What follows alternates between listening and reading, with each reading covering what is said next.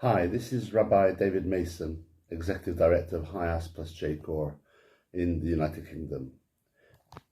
This week's portion, the Torah portion read this week outside Israel, is called Shlach Lecha.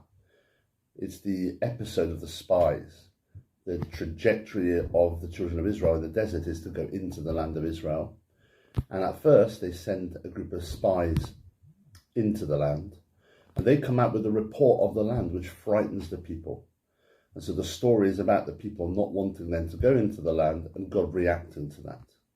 So there's a very belief sort of related story about what the Jewish people should have done and how God relates to that.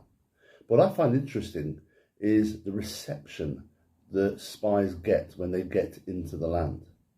Because we often look at how the people, the spies, built it up, overplayed it, so they could turn the people in the desert away from coming into the land. But it's very interesting looking at the language of what they actually find there. So yes, it's a land flowing with milk and honey. You know, they've heard good about this place. But when they get there, it's a strong people. The towns are fortified and people are giant, they say. And what interested me was this sense of fortified, this pushing out, the unwelcome nature, fortified the people, fortifying the land, so that those coming in would not be welcome, whatever, in the land. Now, I know we're talking many thousand years ago, and the geopolitics of the world would, of course, have been very different. But I still think there's something to look at here, to tweak, to think about, in terms of the relationship. Here are the people going into the land, or desiring to go into the land. And eventually, later in the portion, they actually would prefer to go back to Egypt, the place of their persecution, than come into the land where, in a sense, it's very closed off to them.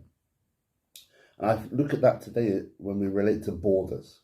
We think a lot about borders as fortification, to keep people out, rather than, in a sense, sometimes the importance of having people welcomed that need support, that need our welcome, that need our integration. Many may want to go back to where they've come from because they have a home.